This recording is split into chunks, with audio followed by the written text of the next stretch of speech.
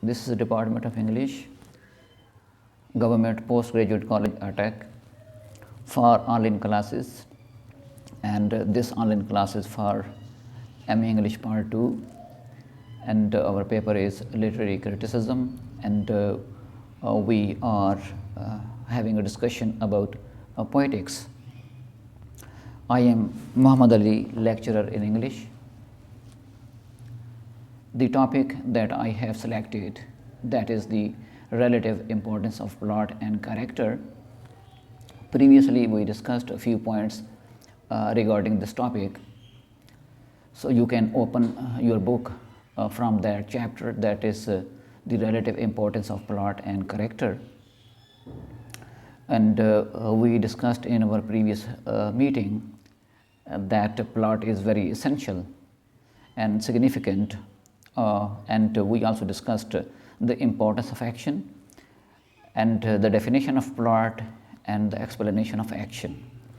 And we discussed that the meanings of plot construction is that it involves action, and it means it includes not only the circumstances and incidents which form the main part of plot, means external action, and as we popularly we think and we consider, but also character in the full dramatic sense of characters producing action. It means plot also involves the mental thinking, the mind of the dramatic person, and similarly the feelings and emotions. So that's why we cannot actually bring any opposing elements between plot and character. Means plot and character, they are not different, rather they are united, and it is not possible to divide plot and character, to separate them from each other. It is impossible.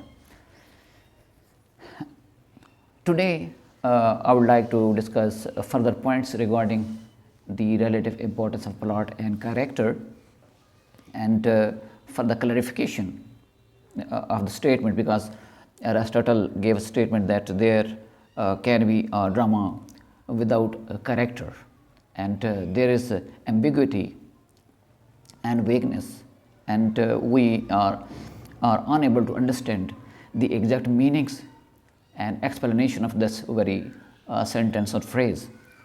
So let us discuss two aspects of character. First one is that ethos.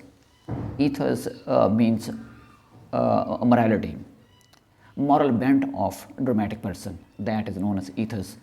And the next one is dianoia.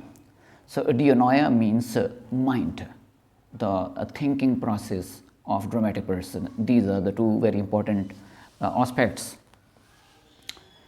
I am going to read out the exact words. So let us start with the reading of the paragraphs from that chapter. The chapter is the relative importance of plot and character, and I am going to read out. In one sense, character can be taken to mean the dramatic personages. If used in this sense, the antithesis between plot and character at once becomes absurd. So one definition, if we consider character as dramatic person. So according to critics, it is actually meaningless, and it is rather nonsense or absurd to divide plot and character or dramatic person, because plot is carried out with the help of dramatic persons, and if the character is dramatic person, then how can a plot or a plot in the drama or the dramatic action can be carried out without dramatic person? So for how can there be a plot without the agent? It is apparent and obvious that Aristotle did not use the term to mean dramatic personage.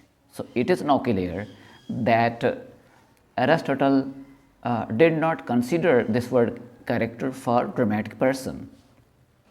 Now, the second meaning of this very word character, let us discuss. In the second sense, character is that bent or tendency or habit of mind which is revealed only through the speech and action of a dramatic personage. It is in this sense that Aristotle uses the term character. When he says that tragedy is possible without character, he means that tragedy is possible even if character delineation is not too strong. Here lies the meanings. Character means the mental thinking, the mental process, and the moral bent of dramatic person. If that is not presented before audience, even then there can be an external action or a drama before the audience spectators. Even if the characters are mere types or marked only by class characteristics, are lacking in those distinctive qualities out of which dramatic action grows. As we know that though the dramatic persons, they also represent types that, for example, Oedipus Rex, he represents kings in Greek time, but on the other hand, Oedipus Rex is also an individual. So, according to the explanation, character here means the internal, the inward activities that are in the mind and the heart of that character. If the dramatist, he does not show outwardly, and that dramatic person, he does not express his inner feelings and mental bent, even then there is external action, there is trauma. Aristotle uses two words for the elements in the character of a person, ethos and dianoia. Both these elements, so these are the words actually I am reading out from your text, from the chapter that I have selected. Aristotle uses two words for the elements in the character of a person, ethos and dianoia. Both these elements determine the cause of action. As we have already discussed, that external action is carried out after the thinking process of dramatic person. That first of all, the dramatic person or the hero, he actually feels something in the heart, then he thinks, then afterwards there is external action. Ethos is the moral element, while dianoia is the intellectual element. So, ethos means morality, and dianoia means thinking process, mindset. So, it is through character consisting of both these elements that the moral self of a person finds outward expression.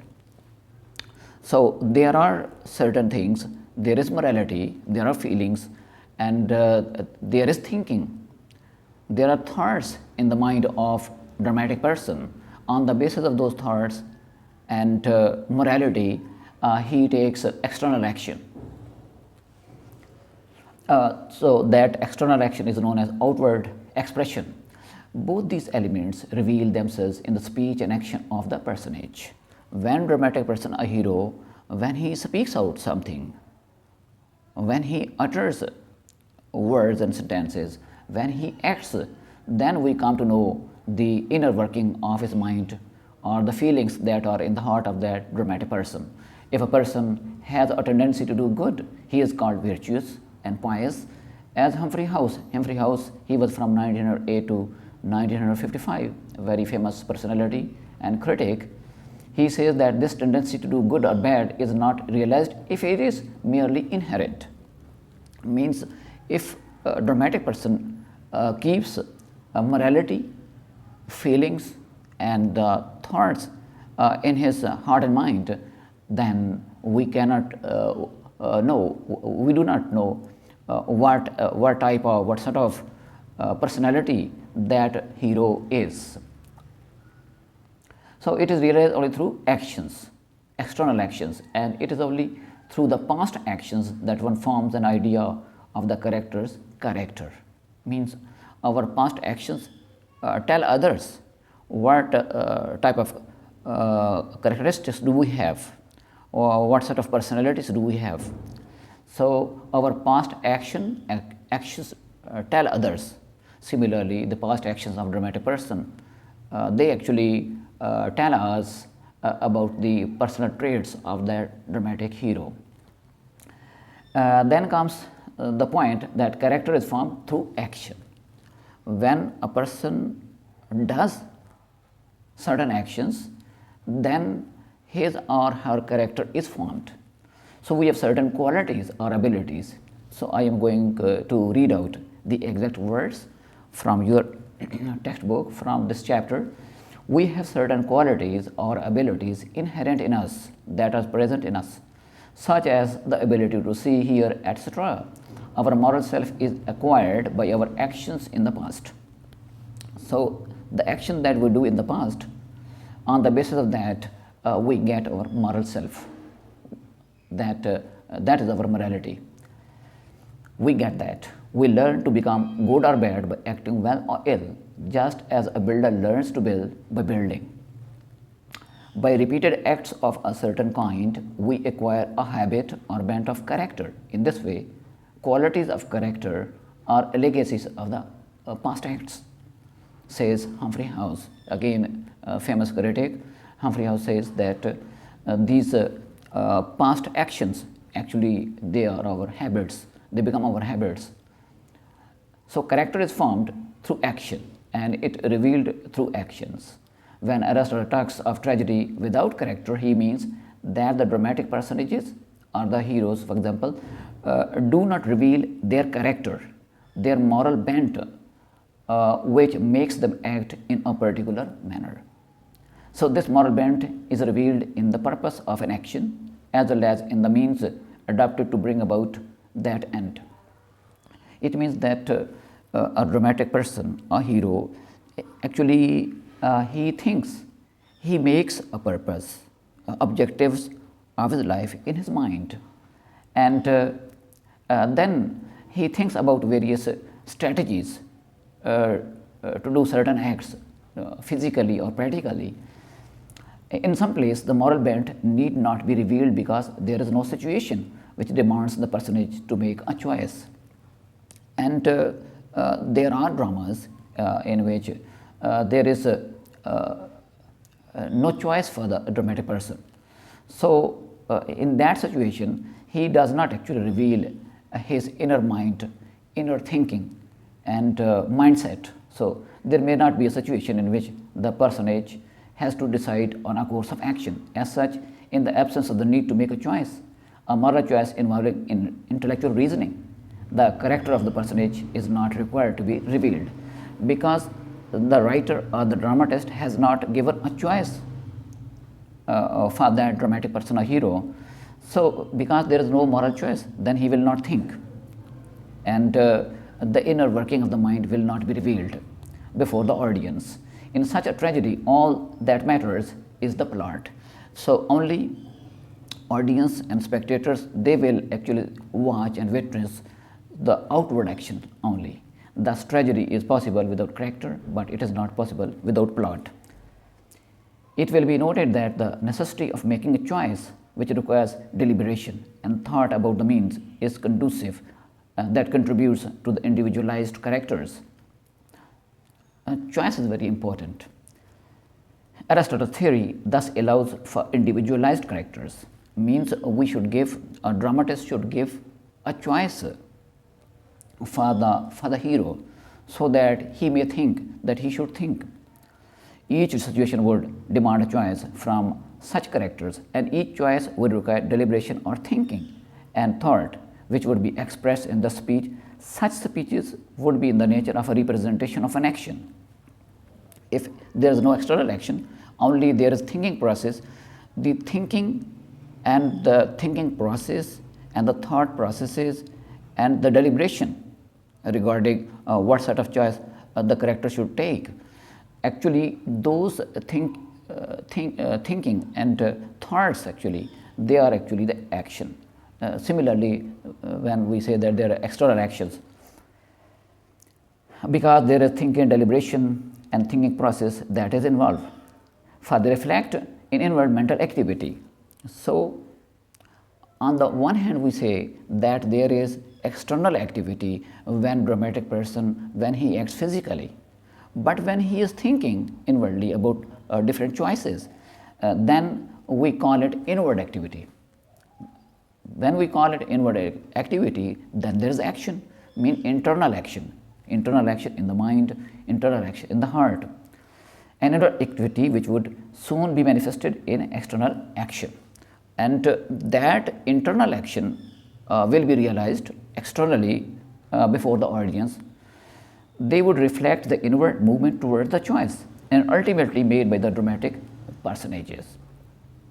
So here lies the important point, that there is inward activity. So we can say that Aristotle was of the opinion that if dramatic person is not given a situation for deliberation, then he will not reveal his inner working of his mind or the feelings that are in the heart.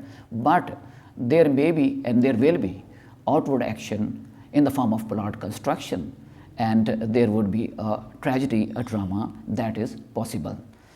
So that is the end of this presentation.